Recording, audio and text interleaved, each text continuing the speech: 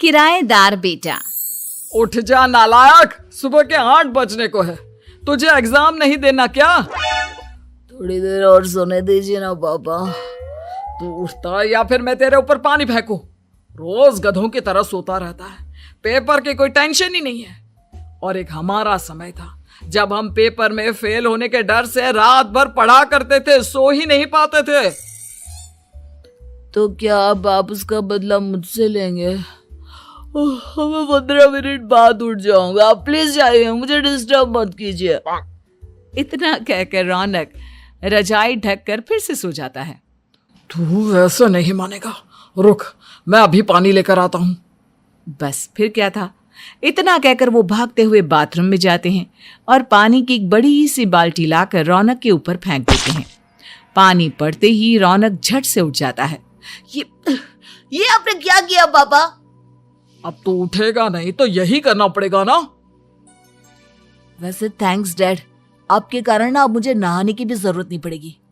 चलिए अब आप माँ से बोलकर मेरे कपड़े निकलवा दीजिए, तब तक मैं ब्रश कर लेता हूँ। वैसे कल ना आप एक काम और करना, नहलाने के साथ साथ मुझे ब्रश भी करवा देना। ये ब्रश करने में ना मुझे बहुत आलस आता है। रौनक की बातों से अरविंद का मुंह खुला का खुला रह जाता है। वो अपनी पत्नी कमला के पास जाता है और रौनक की हरकतों के बारे में बताता है, जिसे सुन उसकी पत्नी हंसने लगती है। तुम अपने बेटे को समझाने के बजाय हंस रही हो। रौनक बच्चा है, धीरे धीरे सुधर जाएगा, आप क्यों उसके पीछे पड़े रहते हो? अभी नहीं सुधरेगा तो कब सुधरेगा? 10वीं क्लास में है रौनक, वो अब कोई बच्चा नहीं रहा।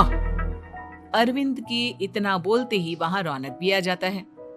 क्या डैड, मैंने आपको एक काम दिया था, वो भी नहीं हुआ आपसे। अरे क्या हुआ बेटा? माँ, मैंने डैड से बोला था कि वो आपको बोलकर मेरे स्कूल की यूनिफॉर्म निकाल दे, लेकिन मेरे पीछे पड़ने के अलावा इनसे एक काम ढंग से नहीं होता। देख रही हो कमला, देख रही हो अपने लाडले को? अरे आप चुप रहिए जी। चलो बेटा, मैं तुम्हें कपड़े निकाल कर दे देती हूँ। बस ऐसे ही साल पर साल बीतते जाते हैं, लेकिन रौनक के रवैये में कोई बदलाव नहीं आता। वो पहले से भी ज्यादा आलसी और पूरी तरह अपने माता पिता पर निर्भर हो जाता है। 2 साल बाद पता नहीं कहाँ गायब रहता है पूरे दिन, अब तक तो आ जाना चाहिए था। अरे आप इतनी फिक्र क्यों कर रहे हैं उसकी? दोस्तों के साथ खेल रहा होगा, आ जाएगा अभी। ये कोई टाइम है खेलने का? 10 बजने वाले हैं, इतनी रात में कौन खेलता है? कमला कुछ कहती उससे पहले ही रौनक वहां आ जाता है। मम्मी जल्दी से खाना लगा दो, बहुत भूख लग रही है। तुम्हें तब तक खाना नहीं मिलेगा जब तक तुम बता नहीं देते कि इतनी रात गए कहां से आ रहे हो। ओ प्लीज डैड, अब आप एसी पे प्रद्युमन बनकर मेरे सर पर बंदूक लेकर मत बैठ जाना। अपनी फालतू की बकवास बंद कर और बता कहां से आ रहा है। माँ अब समझाइए ना डैड को। बता देना बेटा, इनको भी तसल्ली हो जाएगी। आप बोल रही हैं तो बता देता हूँ, मैं दोस्तों के साथ मूवी देखने गया था, इसलिए देर हो गई। तो इन सब चीजों में मेरे पैसे उड़ाता है। कभी 1 रुपया कमाने के बारे में सोचा है तूने? जब देखो हवा की तरह पैसे उड़ाता रहता है। माँ अब आप इन्हें चुप करा दीजिए, वरना ना मुझे गुस्सा आ जाएगा। अच्छा क्या कर लेगा? बता ना क्या कर लेगा तू?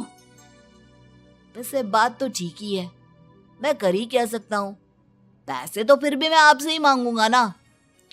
चलिए अब ये सब बात छोड़िए और मम्मी मेरे लिए खाना लगा दीजिए। अभी लगा देती हूँ बेटा। मैं बता रहा हूँ कमला, एक दिन ये ऐसे ही बिगड़ जाएगा। ओफो, आप क्यों इतना पीछे पड़े रहते हो मेरे बच्चे के? बात की बाद में देखेंगे, अभी आप शांति से उसे खाना खाने देंगे। अगले दिन डैडी मुझे 10,000 रुपए चाहिए। हाँ? अब इतने पैसे क्यों चाहिए तुझे? डैड आप बिना सवाल किए कभी पैसे नहीं दे सकते क्या? जब तक तू बताएगा नहीं तुझे पैसे भी नहीं मिलेंगे। अरे अब आप अपने बेटे को पैसे भी नहीं दे सकते? नालायक, तेरी उम्र के लोग नौकरी करते हैं और एक तू है जो नौकरी करने का नाम ही नहीं लेता कभी। आप लोगों के होते हुए भला मैं नौकरी क्यों करूं? अरे हम कब तक पैसे देंगे तुझे? तुझे भी तो अपने पैरों पर खड़ा होना होगा ना। कौन सा उधार के पैरों पर खड़ा हूं? अपने ही तो पैरों पर खड़ा हूं मैं। इसी तरह रौनक दिन प्रतिदिन लापरवाह होता जाता है। उसकी लापरवाही को देखते हुए अरविंद और कमला अपने बेटे की शादी कराने का फैसला लेते हैं और 1 महीने के अंदर अंदर ही रौनक की शादी मेघा नाम की लड़की से करा देते हैं। शादी के कुछ दिन बाद, रौनक, मुझे एक अच्छी सी साड़ी चाहिए, आप ला दोगे ना? हाँ, क्यों नहीं। कितने तक की आती है साड़ी? यही करीब 5,000 तक की। तुम चिंता मत करो, मैं आज ही डैडी से पैसे मांगकर तुम्हारे लिए साड़ी ले आऊंगा। आप कब तक ऐसे ही अपने पापा से पैसे मांगते रहेंगे? कोई अच्छी सी नौकरी क्यों नहीं कर लेते आप? अरे डैड के होते हुए मुझे नौकरी करने की जरूरत ही क्या है? पर आप ऐसे कब तक उनसे पैसे मांगते रहेंगे? कुछ आपको अपने दम पर भी तो करना होगा ना। अब तुम भी बाकी लोगों की तरह मुझे ज्ञान देना शुरू मत कर देना। साड़ी चाहिए ना तुम्हें, मिल जाएगी बस। इतना कहकर रौनक अपने पिता से पैसे मांगने चला जाता है। डैडी, मुझे 5,000 रुपया चाहिए। अब 5,000 क्यों चाहिए तुझे? वो मेघा को साड़ी चाहिए थी। अरविंद आगे बिना कुछ कहे चुपचाप उसे पैसे निकाल कर दे देता है। कुछ दिन बाद, तुम्हें नहीं लगता कमला, रौनक हम पर पहले से भी ज्यादा डिपेंड हो गया है? मुझे तो अब उसके भविष्य की चिंता होने लगी है। कल को हमें कुछ हो गया तो वो क्या करेगा? काश तुमने पहले ये सोच लिया होता तो आज हमारा बेटा इतना लापरवाह नहीं होता। तब मुझे कहाँ पता था कि मेरा लाड प्यार उसे इतना बिगाड़ देगा कि वो इस हद तक लापरवाह बन जाएगा। कोई बात नहीं, अभी भी देर नहीं हुई। मुझे पता है उसे कैसे सुधारा जा सकता है।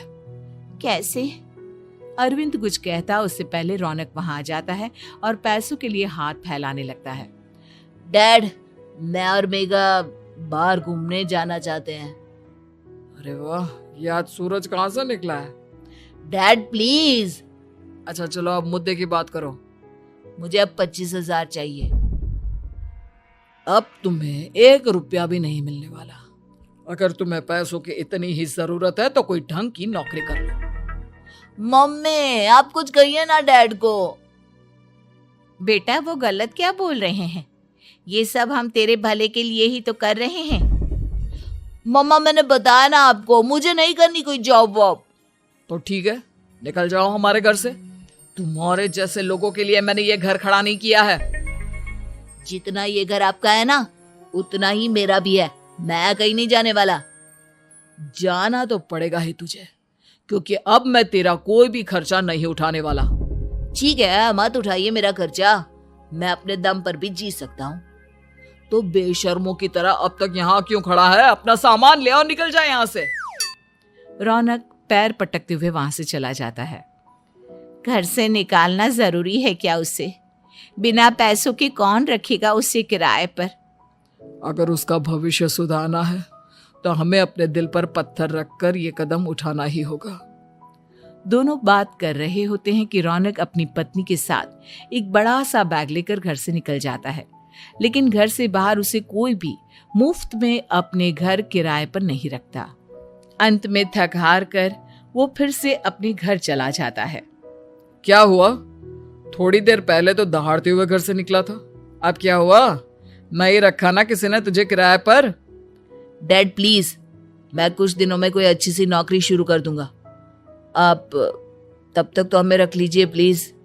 सुबह से रात हो चुकी है लेकिन कोई हमें रखने को राजी नहीं है। अब आप ही बताइए, इतनी रात को मैं मेघा को लेकर कहाँ जाऊंगा? ठीक है, बहू की वजह से मैं तुझे घर पर रख रहा हूँ, लेकिन तू इस घर में एक बेटे की नहीं बल्कि एक किराएदार की हैसियत से रहेगा। 3 महीने हैं तेरे पास। इन 3 महीनों के अंदर अंदर मुझे तेरी पहली तनख्वाह हाथ में चाहिए, समझ गया? पक्का डैड, इन 3 महीनों के अंदर अंदर तो कोई बढ़िया सी नौकरी ढूंढ ही लूंगा मैं। ऐसे ही धीरे धीरे समय बीतने लगता है और अरविंद के दिए 3 महीनों में से 2 महीने बीत चुके होते हैं। पापा जी ने हमें 3 महीने दिए थे, जिसमें से 2 महीने तो बीत चुके हैं। अब ये आखिरी महीना बचा है। अरे तुम चिंता मत करो, आज मेरा ना 2 जगह इंटरव्यू है, दोनों में से कहीं ना कहीं तो जॉब लगी जाएगी। अच्छा, all the best. Raunak interview के लिए निकल जाता है, जिसके बाद शाम में रौनक घर आता है। कैसा गया इंटरव्यू? आपकी नौकरी लगी या नहीं? अरे पहले सांस तो ले लेने दो अच्छे से। बताइए ना, मुझसे तो जरा भी इंतजार नहीं हो रहा है। वो दरअसल बात यह है कि मेरी नौकरी तो लग चुकी है, लेकिन पैसे बहुत कम है। कितने पैसे हैं? 15,000। इतने में अरविंद और कमला मिठाई का डिब्बा लेकर आ जाते हैं। बधाई हो बेटा। हम जानते थे तेरी जॉब जरूर लगेगी। लेकिन मेरी सैलरी बहुत कम है मम्मा। कम है तो क्या हुआ, धीरे धीरे बढ़ जाएगी। हाँ बेटा, हम तो बस चाहते थे कि तू अपने पैरों पर खड़ा हो जाए। मतलब अब आप मुझे घर से नहीं निकालेंगे? नहीं, ये सब हमने तुझे जिम्मेदार इंसान बनाने के लिए किया था। Thank you mummy papa. अगर आप दोनों ऐसा नहीं करते तो मुझे कभी अपनी जिम्मेदारियों का एहसास तक नहीं होता। आज आपने मुझे सिखा दिया कि इंसान का अपने पैरों पर खड़ा होना भी जरूरी होता है। इतना कहकर रौनक झट से अपने माता पिता के गले लग जाता है और अपनी कमाई की पहली तनख्वाह वो अपने माता पिता के हाथ में सौंपता है। इस तरह रौनक एक गैर जिम्मेदार व्यक्ति से एक जिम्मेदार व्यक्ति बन जाता है।